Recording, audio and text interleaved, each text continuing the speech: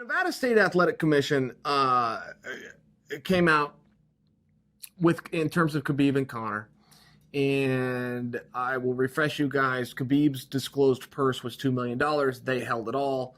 Conor's disclosed purse, they gave him that night. They decided that he was the victim in that situation. They let him have his purse. They then took a breather, and I have to give Nevada a lot of credit for this, okay? No knee-jerk reactions. They said, let's freeze everything. Let's freeze the purse. Let's not say we're going to take it. Let's not say we're going to release it.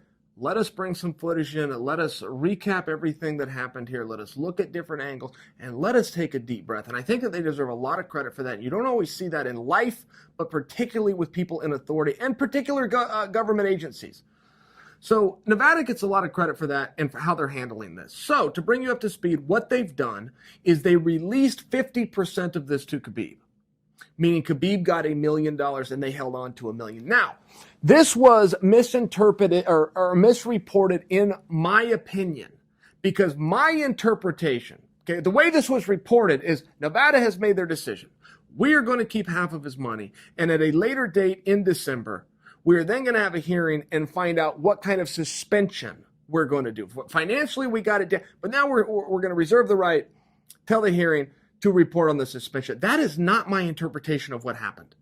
My interpretation of what happened is Nevada came in and said, look, this guy earned some money and we're sitting on it. We don't have the right to the interest of it. We don't have a right to the whole purse. We got a president behind us. We're not going to take all of this, but we're going to take some. So what we're going to do today is we're going to give him $1 million up. We're going to give him half. We're going to hold 50.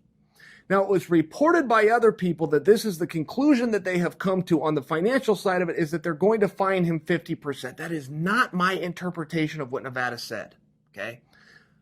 I must say my interpretation, because I could be interpreting this wrong, but it was not my interpretation. My interpretation of this was, this is what we're going to do today, and this is what we're comfortable with, and we're comfortable concluding that we're not going to have an adverse judgment against Khabib that is going to involve him writing us a check back. Within the 50%, we can figure out what we want to do to him. If we decide to fine him at 20%, we will then release the remaining 30 to him. If we want to fine him at 40%, we will then release the extra 10 to him. But in the spirit of this man did a job and we're holding his money, we are going to release something to him so he can eat and keep his lights on. And I understand when I'm talking about $1 million that nobody's crying in their beer for Khabib, but the principle should be the same if it was $20 or $200 or $500. And I really think that Nevada did this correctly. I think they had the right to take a breath, but they also do not have a right, and they agree, to hold his money indefinitely, to stop his trainers from receiving their very small portion, to stop his managers from receiving their small portion. That was my interpretation of that. Pat on the back to Nevada, but I also I want to put that out so that you guys understand this correctly, because I had a different interpretation than the way the other media was reporting it. Now, if you look at the other side of the coin, which is what is going to be the suspension, and in my opinion, putting myself in Khabib's shoes, that is a much bigger issue. I will happily give you X amount of a purse today. You fill in what the X is. As long as you give me an opportunity to get a license and go out and earn X again. If you stop a man from earning a living, it's a very big deal. So when he goes back in December, they will finalize what the monetary is. And I'll tell you right now, I don't think they're going to keep 50%.